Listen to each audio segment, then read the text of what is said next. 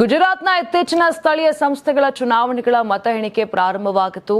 ರಾಜ್ಯ ರಾಜಕೀಯದ ಸೆಮಿಫೈನಲ್ ಎಂದೇ ಕರೆಯಲ್ಪಟ್ಟ ಈ ಚುನಾವಣೆಯ ಫಲಿತಾಂಶಗಳು ಈಗ ಹೊರಬರುತ್ತಿವೆ.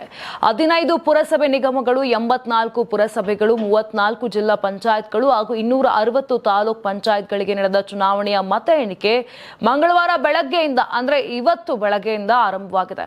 ಸಂಜೆ ವೇಳೆಗೆ ಬಹುತೇಕ ಅಂತಿಮ ಫಲಿತಾಂಶಗಳು ಸ್ಪಷ್ಟವಾಗಲಿವೆ. ನೀವು ಸಣ್ಣ ಆಗ್ಬೇಕಲ್ವಾ? ಅದು ಒಂದು ಉತ್ತಮ ಆಹಾರದಿಂದ ಸಣ್ಣ ಆಗ್ಬೇಕಲ್ವಾ? ಪ್ರತಿದಿನ ನಮ್ಮ ಜೀನಿ ಸ್ಲಿಮ್ ನ ಯೂಸ್ ಮಾಡಿ ಯಾವುದೇ ಸೈಡ್ ಎಫೆಕ್ಟ್ ಇಲ್ದಂಗೆ ನೀವು ಸಣ್ಣ ಆಗ್ತೀರಾ.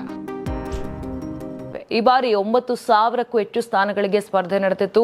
26,000ಕ್ಕೂ ಹೆಚ್ಚು ಅಭ್ಯರ್ಥಿಗಳು ಕಣದಲ್ಲಿದ್ದರು. ರಾಜ್ಯಾದ್ಯಂತ 41.8 ಮಿಲಿಯನ್ಗಿಂತ ಹೆಚ್ಚು ಮತದಾರರು ತಮ್ಮ ಮತವನ್ನ ಚಲಾಯಿಸಿದ್ದಾರೆ. ಮತದಾನ ಪ್ರಮಾಣದಲ್ಲಿ ನಗರ ಮತ್ತು ಗ್ರಾಮೀಣ ಭಾಗಗಳ ನಡುವೆ ವ್ಯತ್ಯಾಸ ಕಂಡು ಬಂದಿದೆ. ನಗರ ಪ್ರದೇಶಗಳಲ್ಲಿ ಮತದಾನ ಕಡಿಮೆ ದಾಖಲಾಗಿದ್ರೆ ಗ್ರಾಮೀಣ ಪ್ರದೇಶಗಳಲ್ಲಿ ಹೆಚ್ಚಿನ ಪ್ರಮಾಣದ ಮತದಾನ ನಡೆದಿದೆ. ರಾಜಕೀಯವಾಗಿ ನೋಡಿದ್ರೆ ಬಿಜೆಪಿ ಹೆಚ್ಚಿನ ಸ್ಥಾನಗಳಲ್ಲಿ ಮುನ್ನಡೆ ಸಾಧಿಸುತ್ತಿರುವುದು ಗೋಚರಿಸ್ತಾ ಇದೆ. ಕಾಂಗ್ರೆಸ್ ಪ್ರದರ್ಶನ ಹೋಲಿಕೆಯಾಗಿ ಹಿಂದುಳಿದಂತಿದೆ. ಇನ್ನು ಆಮ್ ಆದ್ಮಿ ಪಕ್ಷವು ಕೆಲವೆಡೆ ತನ್ನ ಹಾಜರಾತಿ ತೋರಿಸಿದೆ. ಈ ನಡುವೆ ಅಖಿಲೇಶ್ ಯಾದವ್ ನೇತೃತ್ವದ ಸಮಾಜವಾದಿ ಪಕ್ಷ ಖೇಡಾದ ಕತ್ಲಾಲ್ ಪುರಸಭೆಯಲ್ಲಿ ಮೊದಲ ಗೆಲುವು ಸಾಧಿಸಿ ಗಮನವನ್ನ ಸೆಳೆದಿದೆ.